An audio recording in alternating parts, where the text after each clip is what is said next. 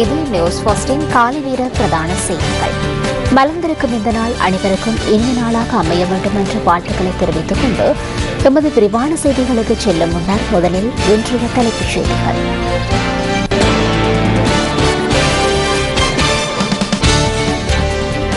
சாதாரணதர பரீட்சையின் வினாத்தாள் வெளியானதாக கூறப்படும் சம்பவம் குறித்து தனியார் கல்வி நிலையம் ஒன்றின் ஆசிரியரிடம் விசாரணை. மாத்தளை பொது வைத்தியசாலை வளாகத்தில் கண்டுபிடிக்கப்பட்ட மனித எச்சங்கள் தொடர்பில் விசாரணை மேற்கொள்ள சட்ட வைத்திய அதிகாரிகள் குழு ஒன்று அங்கு விஜயம். அமெரிக்காவின் ஆரம்ப பாடசாலையில் நடத்தப்பட்ட துப்பாக்கி பிரயோகத்தில் உயிரிழந்த சிறுவர்களின் இறுதிக்கிரியை நிகழ்வுகளில் ஆயிரக்கணக்கானோர் கலந்து கொண்டுள்ளனர்.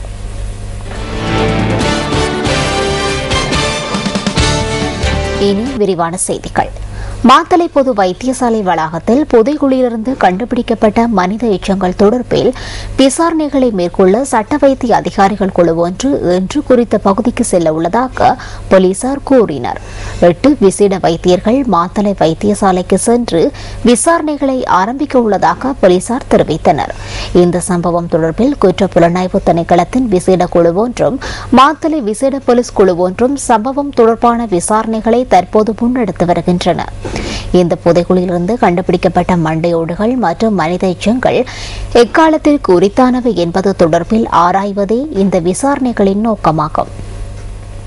ஆயினும் கண்டுபிடிக்கப்பட்ட மனித எச்சங்கள் எந்த காலப்பகுதியைச் சேர்ந்தவை என இதுவரை உறுதிப்படுத்தப்படவில்லை. மாத்தளை பொது வைத்தியசாலை வளாகத்தில் உள்ள புதைகுழியிலிருந்து சுமார் 43 மண்டையோடுகள் கண்டுபிடிக்கப்பட்டுள்ளதாக போலீசார் குறிப்பிட்டனர்.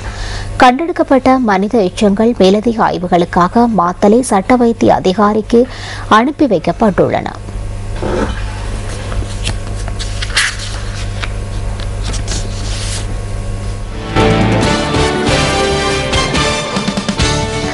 கல்வி பொது தராதர சாதாரணதர பரீட்சையின் விஞ்ஞான பாடத்திற்குரிய பகுதியொன்று வினாத்தாள் வெளியாகியுள்ளதாக கூறப்படும் சம்பவம் தொடர்பில் தனியார் கல்வி நிலையம் ஒன்றின் ஆசிரியரிடம் குற்றப்புலனாய்வு திணைக்களம் விசாரணைகளை மேற்கொண்டதாக போலீசார் தெரிவிக்கின்றனர்.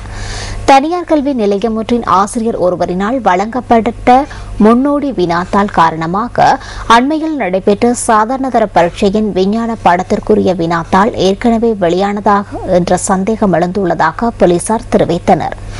இந்த சம்பவம் தொடர்பில் பரீட்சைகள் நிறைவு பெற்றதன் பின்னர் விரிவாக கலந்துரையாடுவதற்கு எதிர்பார்த்துள்ளதாக போலீசார் குறிப்பிட்டனர். கல்வி பொது தராதர சாதாரணதர பரீட்சையின் விஞ்ஞான பாடத்திற்குரிய பகுதி 1 வினாத்தாள் ஏற்கனவே வெளியாகியுள்ளதா என்பது தொடர்பில் குற்றப்புலனாய்வு திணைக்களம் விசாரணைகளை ஆரம்பித்துள்ளது. உதவி போலீஸ் அத்தியட்சகர் ஒருவரின் தலைமையிலான குழு ஒன்றின் ஊடாக விசாரணைகள் முன்னெடுக்கப்படுவதாக போலீஸ் ஊடக பேச்சாளர் சிரேஷ்ட போலீஸ் அத்தியட்சகர் பிரசாந்த் ஜெயக்கொடி தெரிவித்தார்.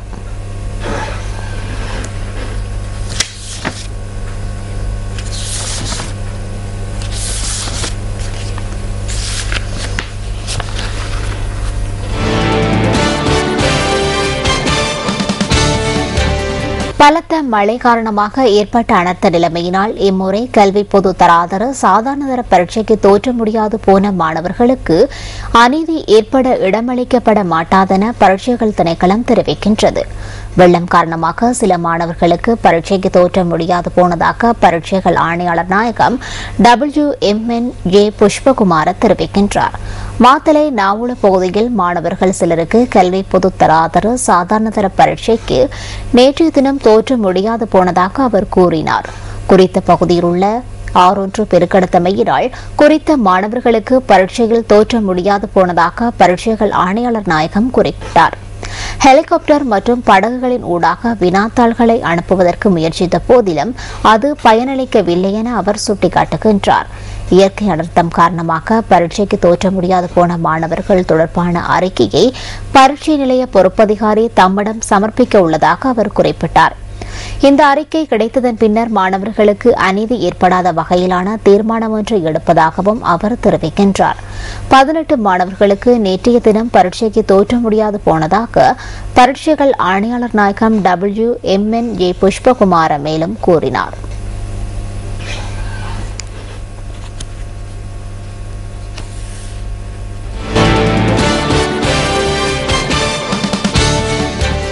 சாதாரண பொருட்களை கலைப்பொருட்களாக மெளிர வைப்பவர்களின் திறமை பாராட்டத்தக்கதாகும். சிப்பி, சங்கு, மட்டி மற்றும் கழிவுப் பொருட்களுக்கு வர்ணம் பூசி கலையம்சமிக்க பொருட்களை சிருஷ்டிக்கும் கலை வியக்கத்தக்கதாகும். திருகோணமலை, மூதூர், நிலாவளி கடற்கரை பகுதிகளில் வசிக்கும் மக்களின் இந்த கலைத்துவம் அவர்களுக்கு வருமானத்தையும் ஈட்டித் தருகின்றது. கடலில் மாத்திரமின்றி அதன் கரையில் வாழ்பவர்களுக்கும் கடல் தாய் இவ்வாறாக வாழ்வளித்து வருகின்றாள். சுற்றுலா பயணிகளை கவரும் இவ்வாறான கலை பொருட்களுக்கு அவர்கள் மத்தியில் அதிக கேள்வி நிலவுகின்றது.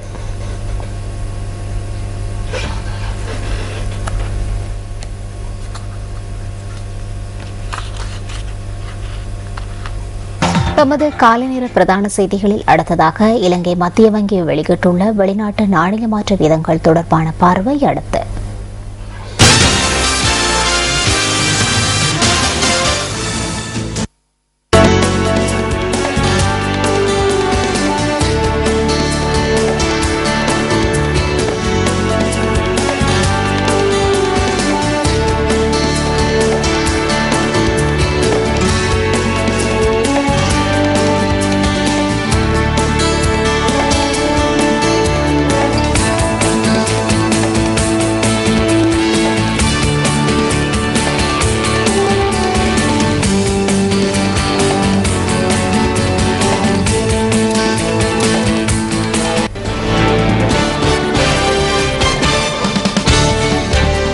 த ஹாபிட் என்ற ஆங்கில திரைப்படம் பற்றிய பார்வை இன்றைய என்டர்டைன்மெண்ட் ஃபர்ஸ்டில் காத்திருக்கின்றது.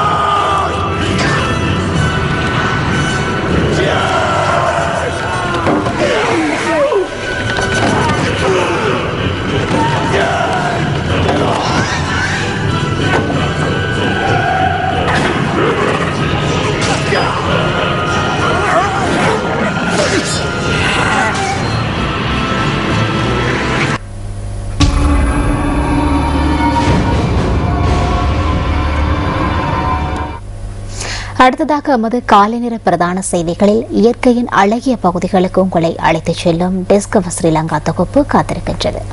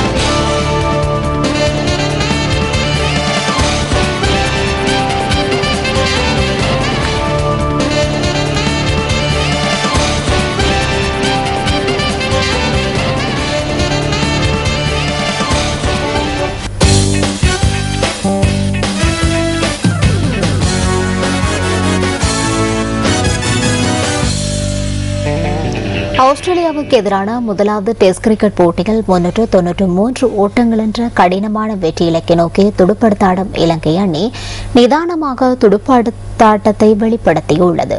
ஹோபார்ட்டில் நடைபெற்று வரும் போட்டியின் இறுதி நாளான இன்று 2 விக்கெட் இழப்பிற்கு 65 ஓட்டங்கள் என்ற நிலையில் இரண்டாம் இன்னிங்ஸை தொடர்ந்த இலங்கை சற்று முன்னர் வரை 3 விக்கெட் இழப்பிற்கு 112 ஓட்டங்களை பெற்றிருந்தது. இரண்டாம் இன்னிங்ஸில் இலங்கை அணி ஒரு கட்டத்தில் 2 விக்கெட் இழப்புக்கு 47 ஓட்டங்களை பெற்று சிரமத்தை எதிர்நோக்கியிருந்தது. எனினும் அணித்தலைவர் மஹேல ஜெயவர்தன மற்றும் குமார் சங்கக்கார் ஆகியோர் நிதானமாக துடுப்படுத்தாடி அணிக்கு பல சேர்த்தனர். இந்த போட்டியில் முதலில் துடுப்படுத்தாடிய ஆஸ்திரேலியா 5 விக்கெட் இழப்புக்கு 450 ஓட்டங்களை பெற்றபோது முதலாம் இன்னிங்ஸ் துடுப்பாட்டத்தை நிறுத்திக் கொண்டது. இலங்கை அணி தமது முதல் இன்னிங்ஸில் 336 ஓட்டங்களுக்கு சகல விக்கெட்டுகளையும் இழந்ததுடன் ஆஸ்திரேலியா 9 விக்கெட் இழப்புக்கு 278 ஓட்டங்களை பெற்றிருந்த போது இரண்டாம் இன்னிங்ஸ் துடுப்பாட்டத்தை நிறுத்திக் கொண்டது. You'd want to be careful, wouldn't you? The amount of cameras on the ground now.